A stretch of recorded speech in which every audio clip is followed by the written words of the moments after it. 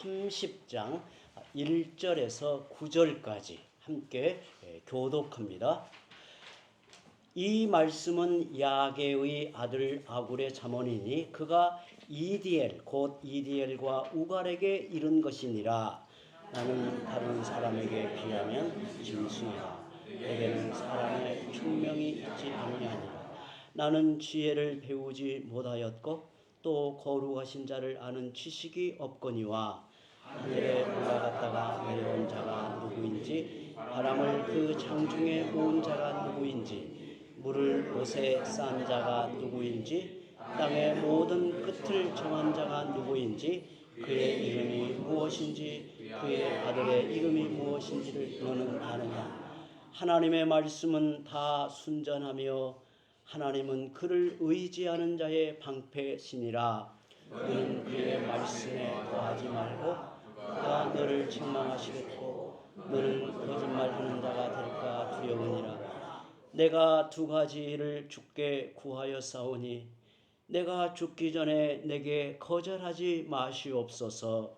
곧 헛된 것과 거짓말을 내게서 멀리하옵시며 나를 가난하게도 마옵시고 구하게도 마옵시고 오직 필요한 양식으로 나를 먹이시옵소서. 함께 읽습니다. 혹 내가 배불러서 하나님을 모른다 여호와가 누구냐 할까 하오며 혹 내가 가난하여 도둑질하고 내 하나님의 이름을 욕되게 할까 두려워함이니이다. 아멘. 아멘.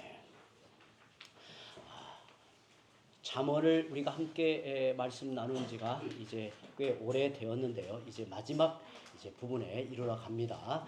조금만 힘을 내시고요. 집중해서 말씀을 함께 나누었으면 좋겠습니다. 잠언의 대부분은 솔로몬의 잠언으로 지혜로운 인생의 처세와 도덕적 교훈을 강조하고 있다면 잠언의 마지막에 나오는 아굴의 잠언은 우리가 앞에서 살펴본 그 잠언의 분위기와 또 성격이 확연히 달라지는 것을 봅니다. 일반적인 잠언이 지혜로운 삶의 태도를 훈계하고 가르치는 형식이라면 아굴의 잠언은 인간의 한계에 대한 철저한 자기 고백으로 시작합니다. 예를 들어 솔로몬의 잠언은 지혜로 말미암아 성공적인 삶을 살고 명철해질 수 있다는 확신과 권유가 주를 이루어요. 그런데 아굴의 잠언은 자신의 무지와 한계를 깊이 고백함으로 시작합니다. 그는 스스로 오늘 본문에 나오는 대로 나는 다른 사람에게 비하는 짐승이라고 말하며 인간의 지혜로 하나님을 다 알 수 없다는 겸비, 그리고 인간의 지혜로 하나님을 제대로 파악할 수 없다는 불가지론의 태도를 보이고 있습니다. 솔로몬의 잠언이 보편적인 삶의 원리와 지혜로운 선택을 강조하고 있다면 아굴의 잠언은 잠언의 마지막 결론에서 인간이 아무리 지혜롭다 한들 하나님의 절대적 지혜 앞에서는 겸손할 수밖에 없음을 깨우쳐 주고 있습니다. 저는 이 잠언의 구조가 매우 인상적으로 다가와요. 지혜의 왕, 특별한 지혜를 소유했던 솔로몬을 통해서 나타내어진 그 수많은 지혜를 언급하여 가르친 다음에 마지막에 이르러서 인간이 아무리 지혜롭다 한들 하나님의 절대적 지혜 앞에서는 겸손할 수밖에 없다는 사실을 밝히고 있어요. 잠언 30장은 아굴의 잠언이라고 합니다. 이 잠언을 기록한 아굴은 아주 지혜롭고 덕망이 높은 학자로 알려져 있습니다. 1절 함께 읽어보죠. 이 말씀은 야게의 아들 아굴의 잠언이니 그가 이디엘 곧 이디엘과 우갈에게 이른 것이니라. 여기에 나오는 이디엘과 우갈은 그의 제자들로 이렇게 보통 봅니다. 그는 잠언을 깊이 연구하고 수집하여 빠진 부분을 추가했습니다. 당시에 그는 대단한 지혜로운 인물로 여김을 받았어요. 그런데 아굴은 스스로 자신을 총명이 없는 자라고 자신을 소개해요. 2절에 보니까 나는 다른 사람에게 비하면 짐승이라. 내게는 사람의 총명이 있지 아니하니라. 이렇게 소개하기가 쉽지 않죠. 나는 짐승에 불과합니다. 이 세상에 아주 악랄한 인간을 가리켜 우리는 보통 뭐라고 말합니까? 짐승만도 못하다라고 하는데 이 보통인 경우에 나는 짐승에 불과합니다. 이렇게 소개하는 게 쉽지 않죠. 아굴은 왜 이렇게 자신을 소개하고 있을까요? 다른 많은 사람들이 그를 높여 칭송하고 있었던 거예요. 이렇게 잠언을 깊이 연구하여 집대성하였으니 정말 놀랍습니다. 당신은 이 시대의 지혜로운 선생입니다. 이렇게 말하는 사람들에 대하여 아굴은 겸손히 자기를 낮춥니다. 나는 다른 사람에게 비하면 무지한 자입니다. 총명도 없고 지혜도 없고 하나님을 아는 지식이 부족한 사람인데 어찌하다 보니 내가 그 일을 맡았을 뿐입니다. 이렇게 이제 말하는 거예요. 아굴은 여기에서 지혜가 무엇인지 정확하게 보여줍니다. 지혜로운 사람이 어떤 사람인가를 보여줘요. 첫째, 내가 아는 게 없음을 인정하는 것이 지혜입니다. 내가 아는 게 없다는 거, 내가 무지하다는 사실을 절감하는 게 지혜라는 말이죠. 그래서 3절에 이렇게 말합니다. 나는 지혜를 배우지 못하였고 또 거룩하신 자를 아는 지식이 없거니와 이렇게 말해요. 자신의 부족과 한계를 인정해야 겸손히 배우고 깨닫고 지혜를 얻습니다. 또한 지혜는 인간의 모든 한계를 받아들입니다.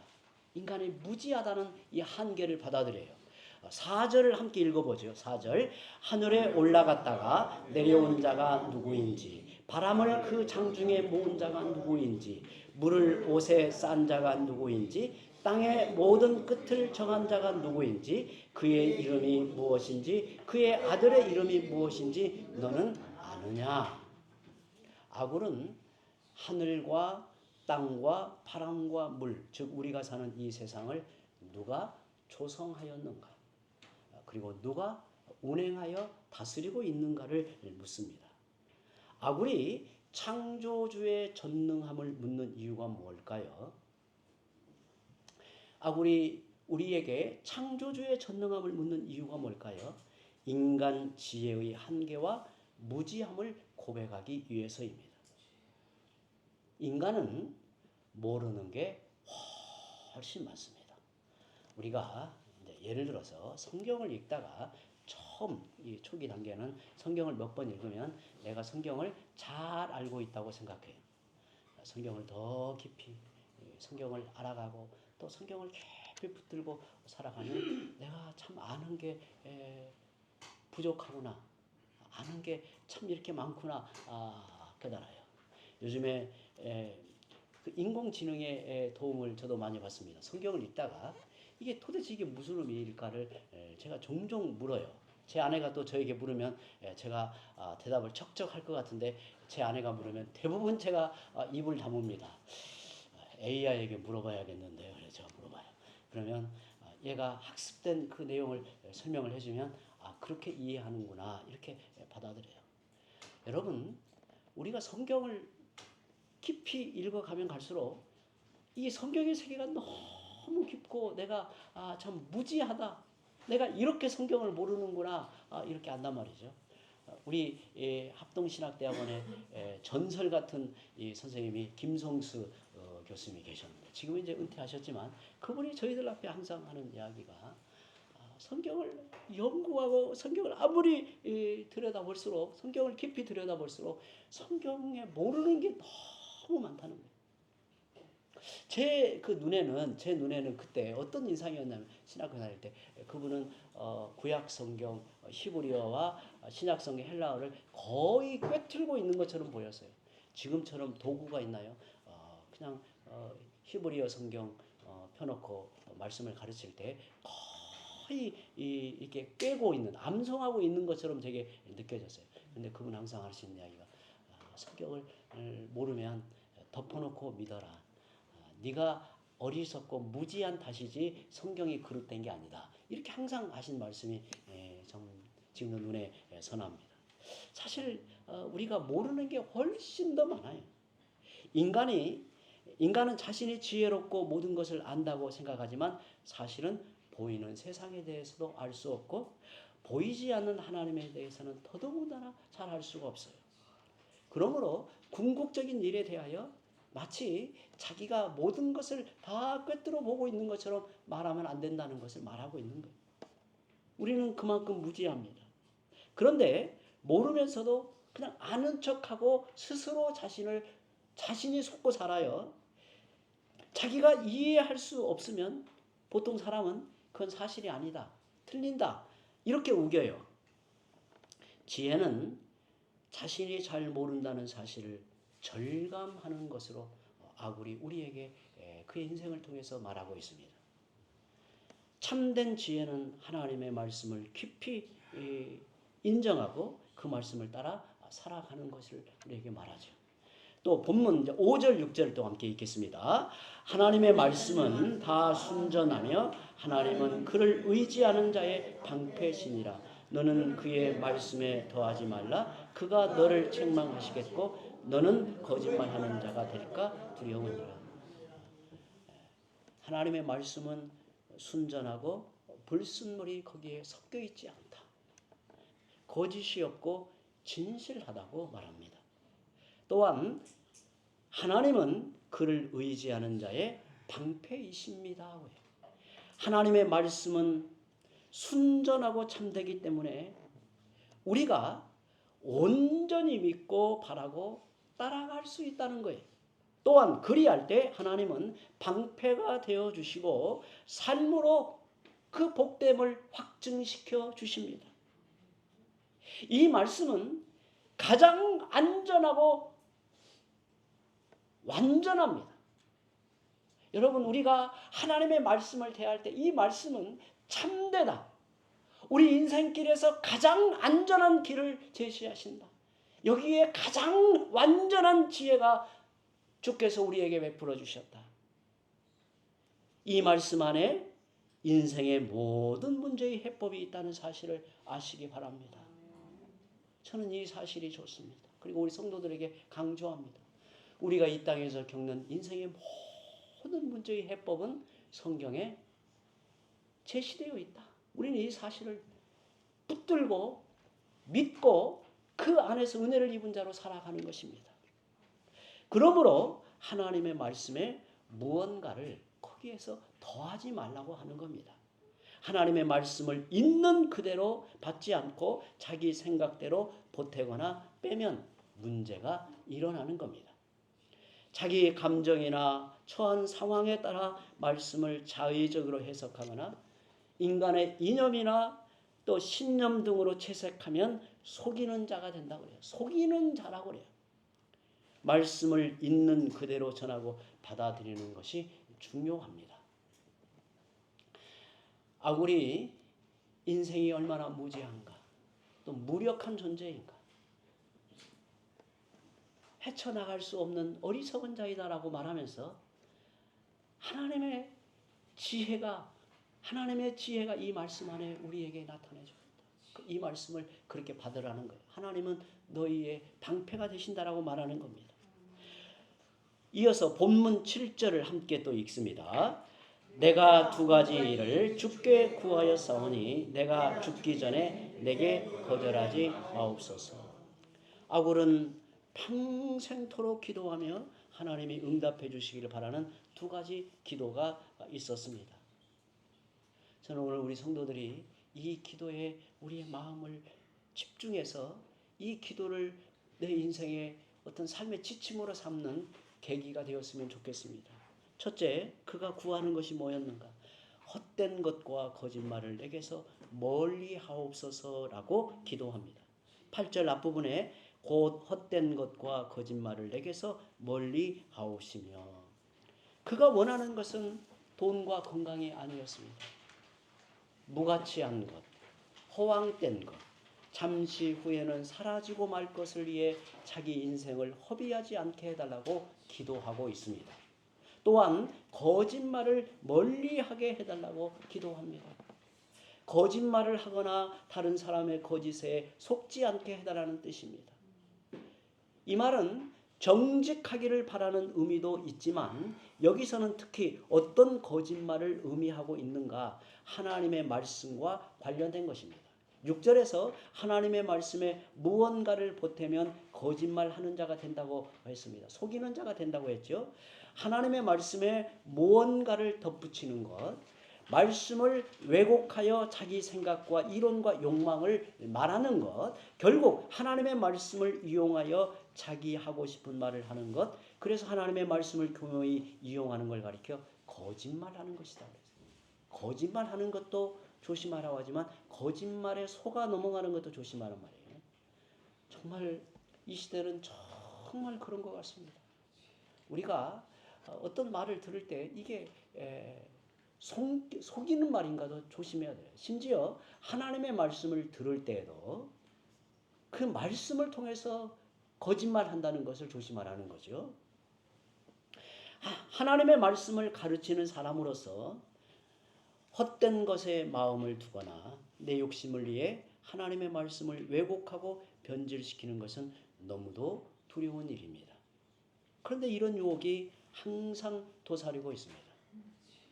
우리도 헛된 것과 거짓말을 내게서 멀리하게 하소서라고 간절히 기도해야 돼.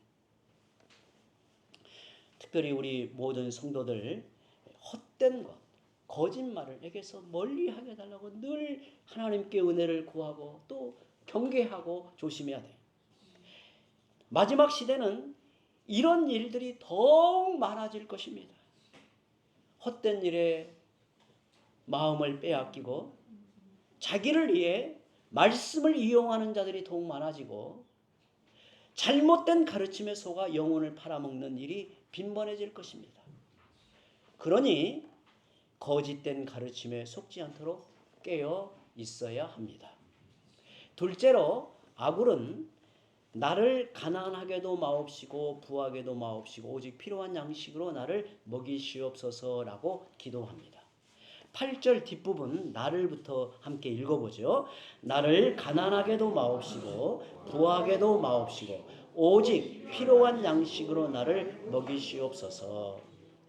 왜 이렇게 아굴이 평생을 하나님께 구하며 하나님께서 응답해 주시기를 이렇게 기도했을까요? 그는 인간의 연약한 본성이 두려웠기 때문이에요. 인간의 연약한 본성이 두려웠기 때문이에요. 이건 우리 모두가 그렇습니다. 우리 모두가 그래요.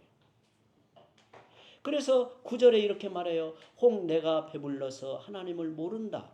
여호와가 누구냐 할까 하오며 혹 내가 가난하여 도둑질하고 내 하나님의 이름을 욕되게 할까 두려워함이니이다. 사람이 배가 부르면 하나님께 대한 간절함이 사라지기 쉬워요. 그리고 너무 가난하여 하나님의 이름을 욕되게 할까 두렵다고 말해요. 가난해도 안 되고 부자에도 안 되기에 적당히 중산층 생활을 하게 해달라는 의미가 아니에요. 이 말은 하나님께 대한 내 마음이 돈 때문에 흔들리지 않게 하소서. 제 삶의 관심사는 잘 살고 못 사는 게 아닙니다. 라고 고백하는 겁니다. 그의 인생이 물질 중심이 아니라 하나님 중심으로 살려는 마음으로 그가 평생을 이렇게 기도하며 살아갔다는 거예요. 우리도 이런 기도를 잊지 말아야 합니다. 부자가 되는 거 좋은 일입니다. 귀한 일이죠. 그런데 돈이 많아지면 신자들이 처음에는 하나님이 내게 은혜 베풀어 주셔서 감사합니다. 이 마음을 가져요. 그런데 시간이 좀 지나면 나는 가진 것이 많고 돈이 없어도 하나님이 없어도 돈만 있으면 살만하다, 충분하다 이렇게 생각이 흘러가기 쉬워요. 풍요와 안락 속에서 마음이 부해지고 교만하면 점점 하나님에게서 멀어지고 말아요. 이런 재물은 우리 영혼을 망하게 하는 겁니다. 이러면 차라리 가난한 게 훨씬 나은 거죠. 아굴이 그렇게 고백을 하는 겁니다. 반대로 너무 가난해지면 체면도 잃고 비굴해지기 쉽습니다. 사실 이것도 우리에게 있어서 하나님 앞에 기도할 제목이에요. 그러므로 하나님 돈에 의해 좌우되거나 돈 때문에 신앙과 양심을 팔아먹는 인간이 되지 않게 하소서. 내게는 좋은 환경보다 더 중요한 가치가 하나님께 있습니다. 가난함이 하나님께 영광이 된다면 가난을 주시고 부유함이 하나님께 영광 된다면 부함을 주옵소서. 어떻게 살아도 하나님을 바라보고 하나님의 영광을 가리지 않게 하소서라고 하는 그 아굴의 그 마음의 기도가 이렇단 말이죠. 유대인의 경전 탈무드에 도를 넘으면 안 되는 8가지가 소개되고 있습니다. 저는 이 내용이 참 재밌게 읽은 부분이었는데요. 첫째, 도를 넘으면 안 되는 8가지. 첫째, 여행입니다. 여행은 좋지만 너무 밖으로 돌아다니면 조용히 집안에 머물기 어렵습니다.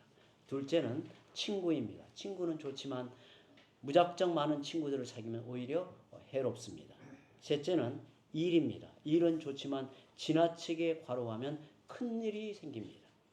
넷째는 술입니다. 절대로 술은 과하면 안 됩니다. 다섯째는 잠입니다. 잠은 지친 몸을 회복하지만 너무 많이 자면 점점 더 약해집니다. 여섯째는 약입니다. 약은 좋지만 너무 과하면 오히려 독이 됩니다. 일곱째는 향료입니다. 향료는 알맞게 사용해야지 지나치면 구역질이 납니다. 제가 8번째를 소개하기 위해서 앞에 7가지를 소개했어요. 8째는 돈입니다. 돈은 좋지만 자기 신앙과 인격에 걸맞아야 합니다. 이를 넘어서면 그 인생에 독이 됩니다. 돈은 귀한 거예요. 그리고 돈은 중요한 거예요. 그것이 귀하게 쓰이면 얼마나 유익한 이 도구가 되는지 몰라요. 그런데 자기 신앙과 인격에 걸맞아야 된단 말이에요. 걸맞아야. 이를 넘어서면 독이 돼요. 신앙과 인격이 딸리는데 돈이 많다. 그는 폭탄 같은 인생을 살고 있는 거예요. 이게 문제가 되는 거예요. 저는 우리 성도들이 돈도 많이 벌고 부자가 됐으면 좋겠어요. 그것을 주를 위해서, 복음을 위해서, 또 선교사님들을 위해서, 그리고 이웃을 위해서, 연약한 지체들을 위해서 그 돈을 함께 쓴다면 저는 억만장자가 됐으면 좋겠어요. 우리 성도들이 돈도 많이 벌고 부자 됐으면 좋겠어요. 그런데 그것을 움켜쥐고 옹색하게 사는 인생이라고 한다면 그 돈은 그 인생을 망가뜨리는 폭탄이 되고 말아요. 이걸 탈무드에서 말하고 있는 거예요. 이제 말씀을 맺습니다. 우리는 뭐든지 자족하며 감사할 줄 알아야 합니다. 그래야 올바른 인격의 열매를 맺습니다. 또한 우리가 지금 알고 있는 것이 전부가 아닙니다. 더 깊고 높은 하나님의 뜻이 있음을 늘 겸손히 하나님께 묻고 나아가시기 바랍니다. 그것을 인정하는 게 아굴은 지혜다, 지혜로운 인생이다라고 말합니다. 헛된 것과 거짓말을 내게서 멀리 하옵시며 나를 가난하게도 마옵시고 부하게도 마옵시고 오직 필요한 양식으로 나를 먹이시옵소서. 이 기도가 오늘 우리 삶의 지침이 되고 좌우명이 된다면 성도로서 흔들림 없는 삶을 살아갈 것입니다. 기도합니다.